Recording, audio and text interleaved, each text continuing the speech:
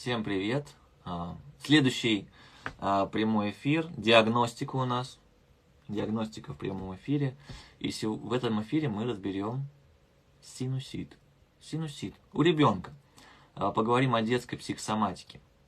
Детская психосоматика, синусит. Поэтому ждем Оксану. Оксана сейчас к нам присоединится в эфир.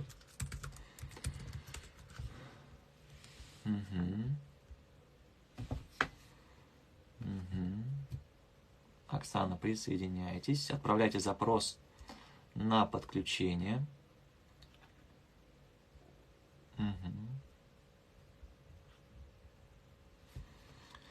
Так, Оксана, синусит у ребенка. Синусит у ребенка ребенку 9 лет.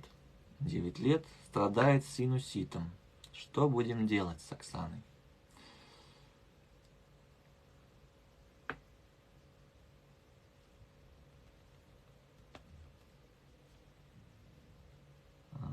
Так, ждем, Оксана.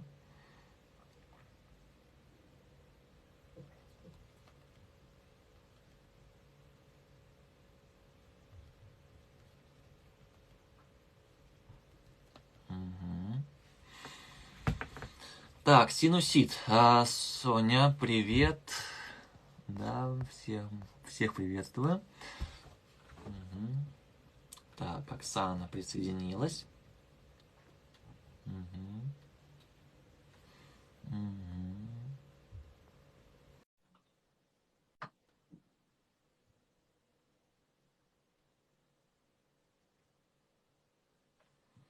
Так, отлично. Здравствуйте. Оксана, здравствуйте. Да.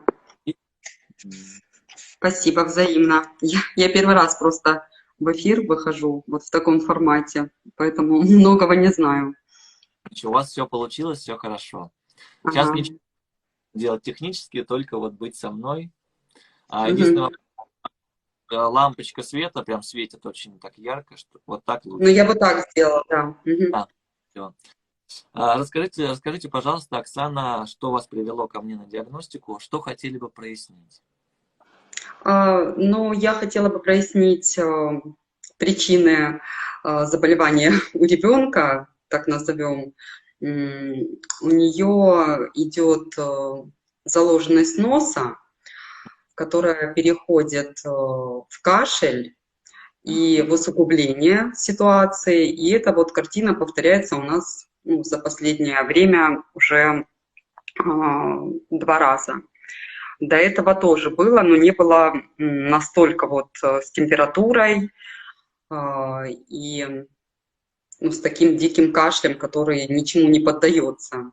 Хорошо, сейчас я дам вопрос вам. Температура какая? Порядка 39,5, ну то есть высокая. 39,5. Сбиваете температуру? Да, сбивала и в тот раз, и в этот раз сбивала, и обращались к антибиотикам. Понятно. Да. А кашель? Расскажите про кашель. Какой он? Смотрите, я больше как бы буду отклоняться от прошлого раза, потому что в прошлый раз это было вот прям все в куче, и кашель был закашливающимся, да, он был такой, что ничем не останавливался. И приходилось давать вот противокашлевые. Сейчас я немножко вас сфокусирую. Есть кашель ларингеальный, то есть такой вот такое першение, постоянное прокашливание. А есть кашель глубокий, бронхиальный. Вот такой. Нет, у нее всегда поверхностный, потому что, насколько нас врачи сориентировали, это вот задняя стенка, да, гортани, по которой стекает слизь, вот так они интерпретируют. А в этот раз, вот что происходит последний раз, 2 недели у нее насморк, то есть он такой, то сопли текут, то не текут, в основном заложенность вот в нос говорит. Спит, да, вот что ей что-то мешает, но при этом нос может быть чистым.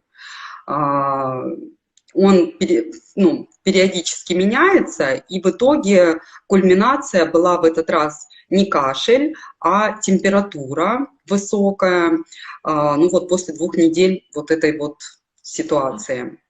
То есть каждый раз, ну, картина как бы разная, но тем не менее вот остается одно неизменным, вот какая-то, знаете, заложенность, которая при этом может носом дышать, но что-то ей вот как дискомфорт Вы же мешает. знаете, ну, такую базовую это физиологию, что нос, есть носовые ходы, идут в трахею, в легкие, но здесь есть еще и пазухи носовые. Пазухи могут быть забиты слизью, и это создает эффект вот этой заложенности носа, но нет соплей. Понимаете, да? То есть Мгм. Да. лобные могут быть пазухи, или околоносовые пазухи, или шечи, там много разных пазух. И там идет процесс. Да? Мгм. Вот. Нос может быть свободен, хорошо. При этом кашель, температура. То есть вот эти вот симптомы, они у вас как-то повторяются в комбинации, да? То есть кашель там, то кашля нет. Да.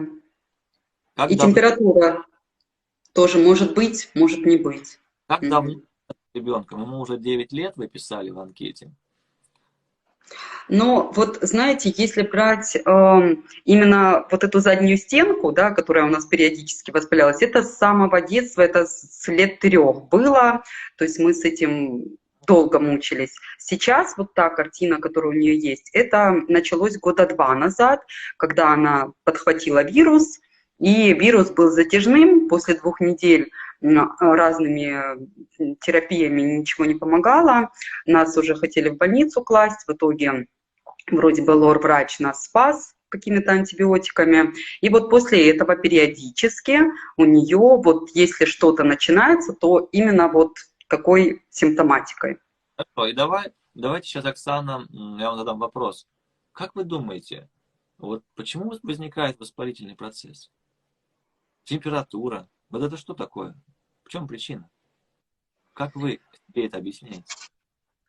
Но если общечеловеческий брать, то я думаю, что какой-то хронический процесс, который периодически о себе напоминает. То есть вирусы живут в теле вашей дочери, и они активируются, когда ослабляется ее иммунитет. Так ведь, вы думаете?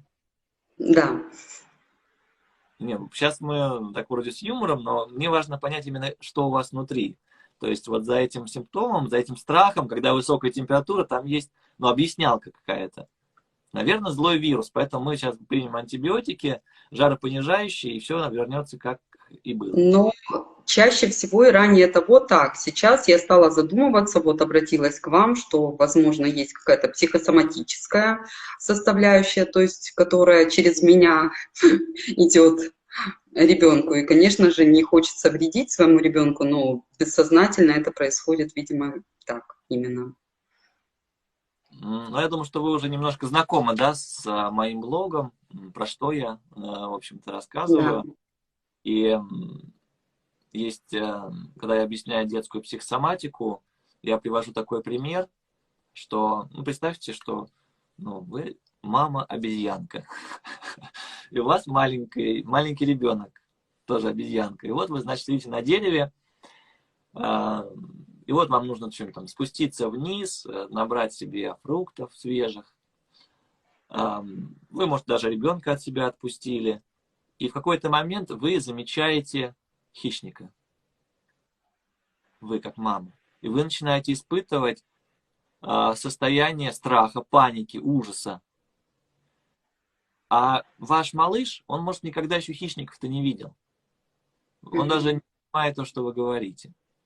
А как он поймет, что это то, что хищник, что опасность, что нужно быстрее к маме бежать? Природа придумала интересный механизм, что независимо от того, на каком расстоянии находится ваш малыш, он испытывает все то же самое, что испытываете вы. Если вы испытываете страх и панику, то ваш ребенок тоже это испытывает. И когда ребенок, ну смотрите, вы когда испытываете, вначале видите хищника, и к вам идет страх и паника, вы себе объясняете, что вот хищник, и вот моя реакция. А что делает ребенок? Ребенок получает состояние страх-паника, но он же не знает, что это хищник. Он начинает смотреть, где что происходит. Не знаю, например, в это время он ест банан. Да, хищника не увидит, но он видит только банан. Наверное, мама испугалась банана. И теперь банан является для меня опасностью. Это записывается на нейронных связях ребенка, что банан это опасно. Поэтому с этого момента, когда этот ребенок будет кушать бананы, у него будет возникать реакция. Защитная реакция его организма. Потому что это опасность. Вот так формируется любая аллергическая реакция у детей. Так, Оксана. Ага, да, у меня звонок был, извините. Вот, любая аллергическая реакция у детей. И также происходят и другие симптомы. И мы сейчас поговорим о ваших. Но принцип действия тот же самый. Я поняла. Мгм. Ребенок испытывает состояние ваше. Поэтому сейчас я буду вам немножко рассказывать о том, как реагирует эта ткань, на какие типы конфликтов. Но вы примеряете это прежде всего на себя, потому что вы так же. И вы каждый раз, попадая в эти ситуации, реагируя, активируете в ребенке новую волну обострения. Это не вирус, это не иммунитет слабый, это ваш психический иммунитет ослаб. Мне больше нравится вот такой термин психический иммунитет. Мгм. Да? И смотрите, мы говорим здесь о слизистой носа и пазухах. Какая задача пазух вообще? Ну, задача пазух приспосабливаться к атмосферному давлению. То есть это их первая функция, как вот Евстахиева труба в ухе. Вот и уши закладывают при давлении. Также и эти пазухи тоже служат для того, чтобы адаптироваться к какой-то новой атмосфере. Адаптация. То есть, например, в случае с практики мама меняет работу, где ей некомфортно. Ей нужно адаптироваться, она не может. Или примеры, да? Что еще выполняет функцию нос? Дыхание, то есть увлажнение, подогрев, очистка воздуха, определение идентичности других, аромат, запах тела, феромоны мы улавливаем. Все это происходит подсознательно через нос.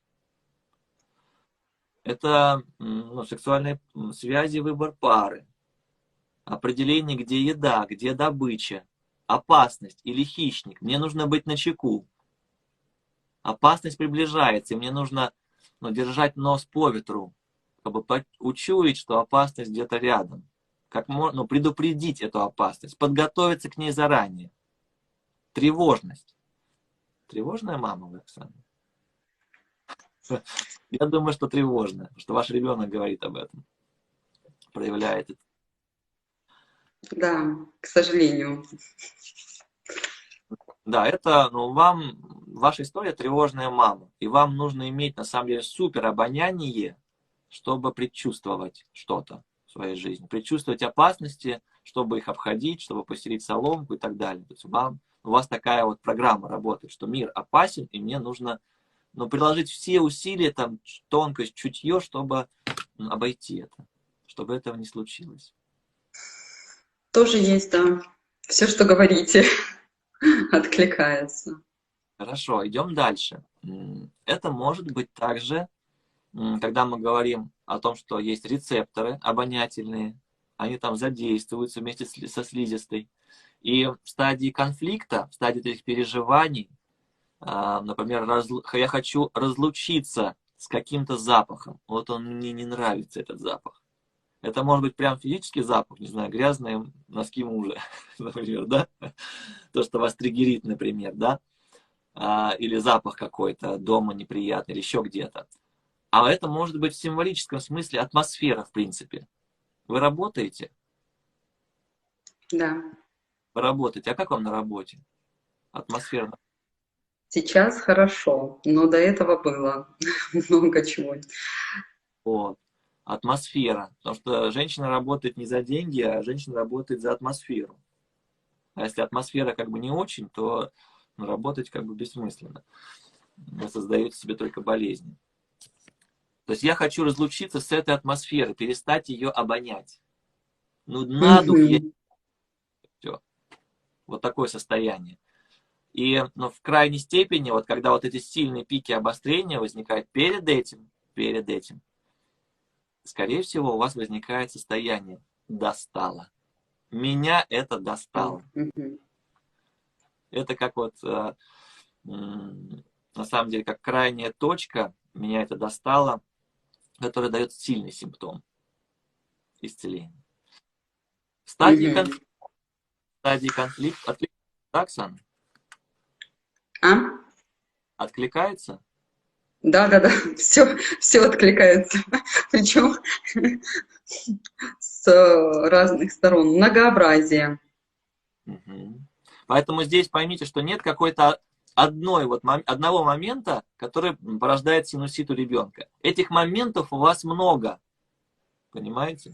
Вот я их все обозначил, из них по отдельности можно создавать симптом, а у вас они вот еще наложены все вместе, они чередуются.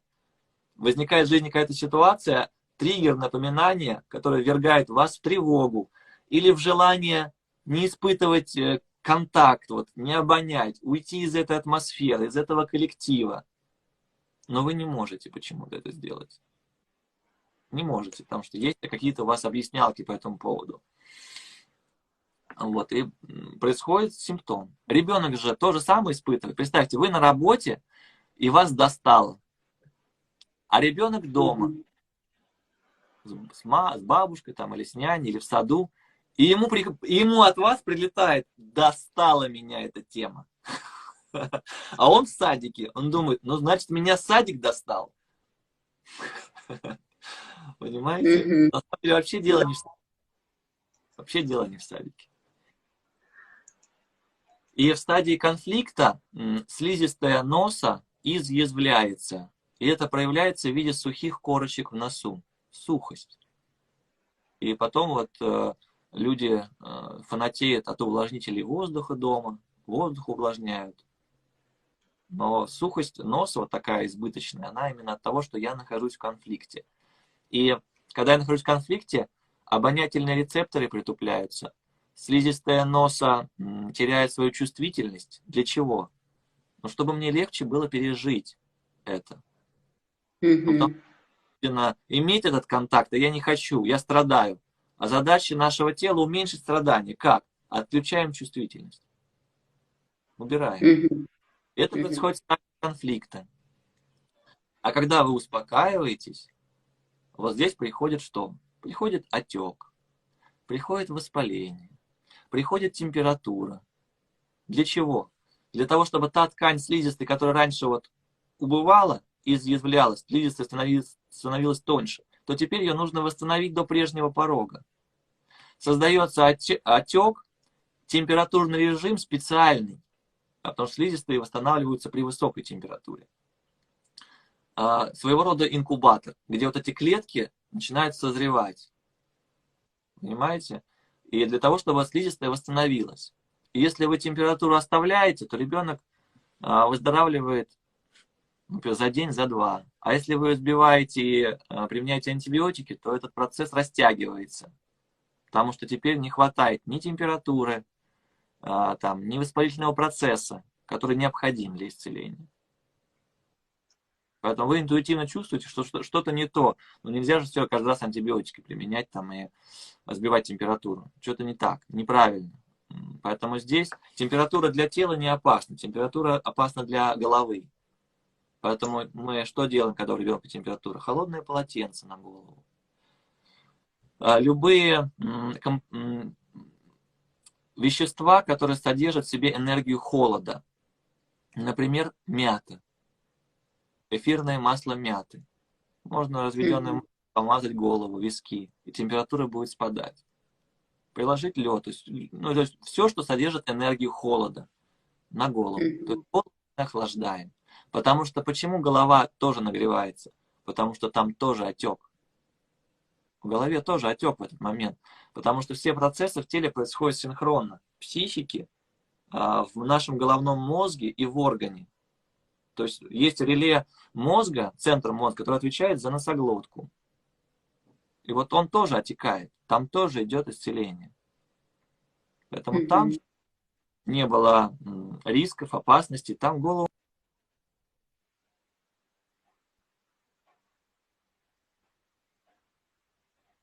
телу даем потемпературить, Но это, конечно, ваш выбор. Я вам не лечащий врач ваш семейный. То есть это ваша ответственность, ваш выбор. Я просто объясняю, как мы, допустим, справляемся с температурой дома. У меня Я трое детей. понимаю. Я это проходил много-много раз. Был период, когда вот я взял все лекарства и выбросил их, прям целый мешок. Потом следующий период, когда я взял гомеопатию и травы выбросил. Потому что тоже зачем? Симптоматика такая, что это исцеление происходит на самом деле.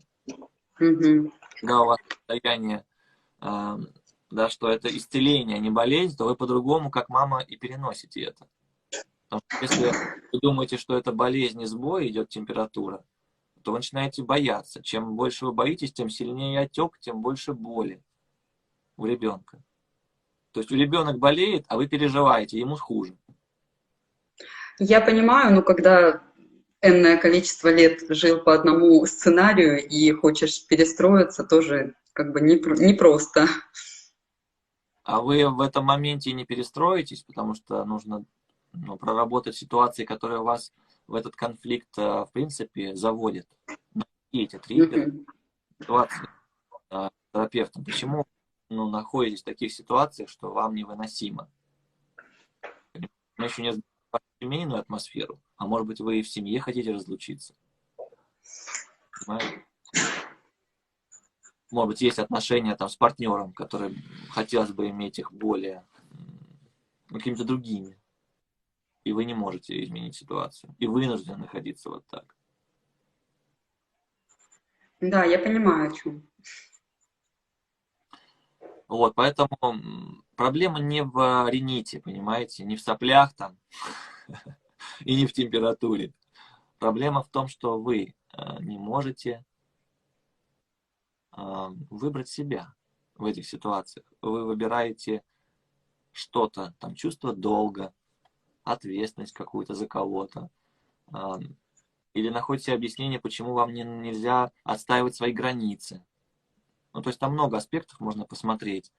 Я думаю, что они тоже имеют место быть. А ларингит это ситуация, когда, это слова застревают.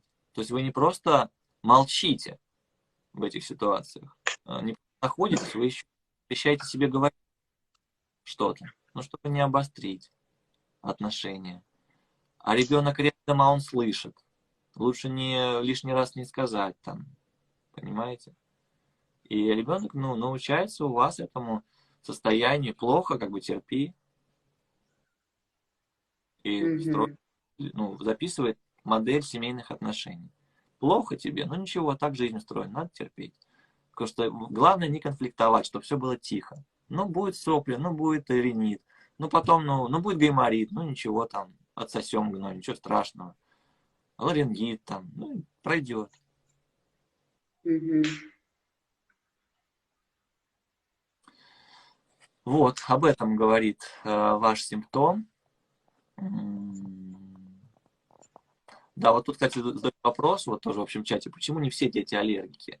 Мамы же тревожные, но не у всех переходит это состояние.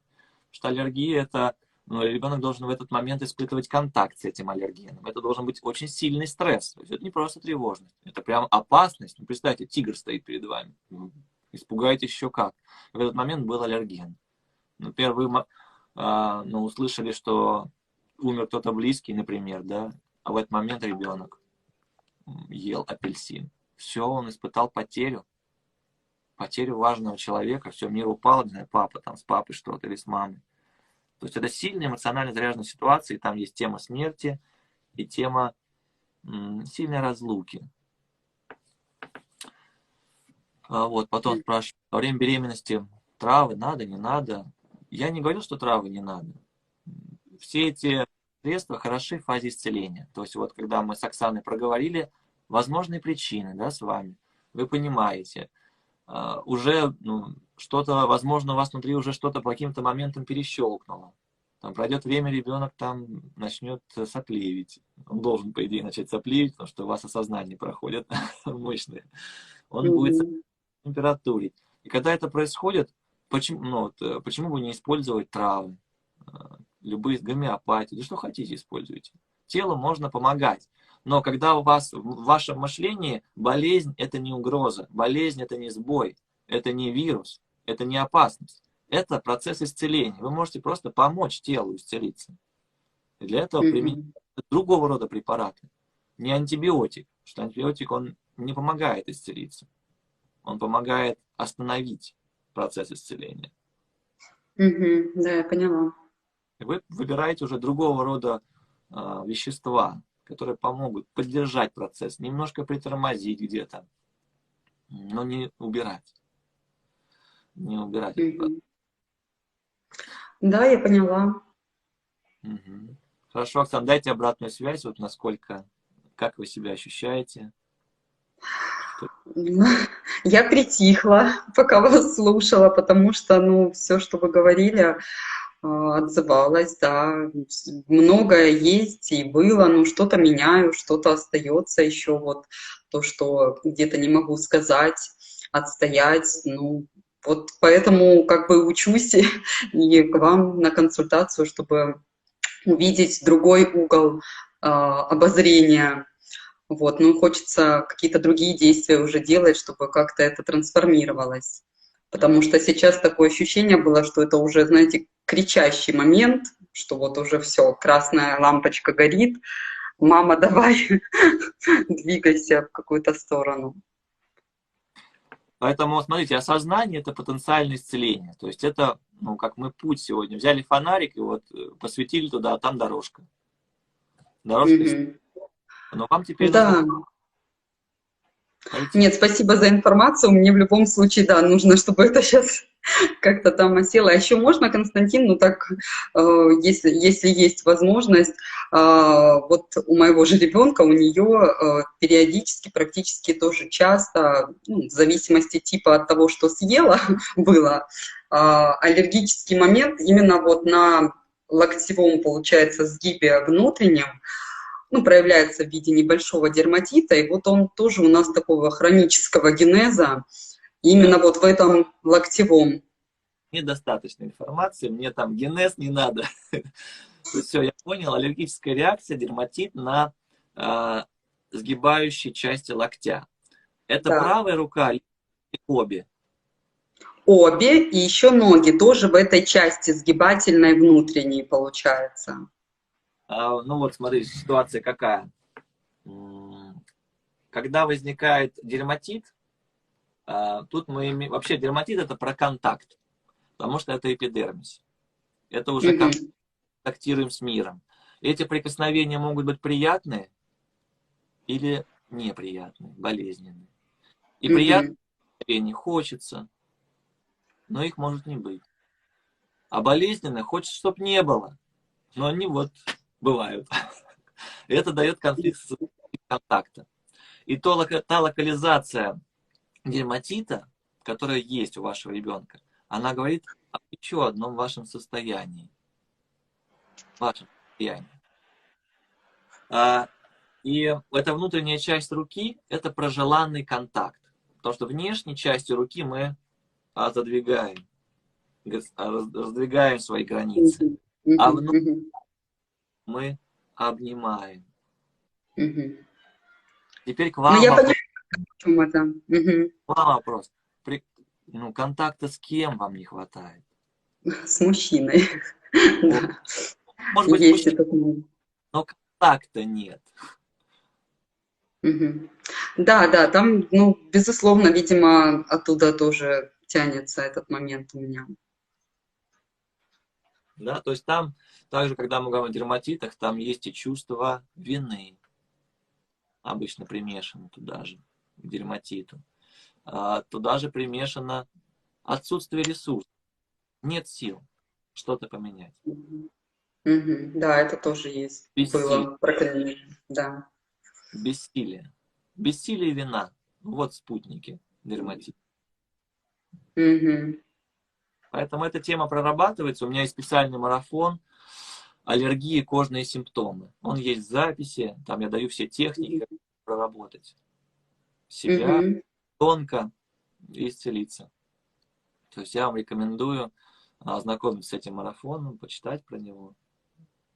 Да, хорошо, обязательно почитаю. Он вам точно поможет. Мгм. Хорошо. Оксана, спасибо вам за ваши вопросы, за ваше участие. И вам спасибо большое за обратную связь такую глубинную. Мгм. Видите, совсем другое ощущение, когда вы задаете вопрос там в чате, в Телеграме, там в моем, да, и когда вот вы со мной в прямом контакте. Ну, безусловно, да, безусловно. Спасибо вам за возможность задать вопрос бесплатно в прямом эфире. Это очень ценно, да. Хорошо, Оксана, спасибо вам. До новых встреч. Мгм. До свидания. Всего доброго.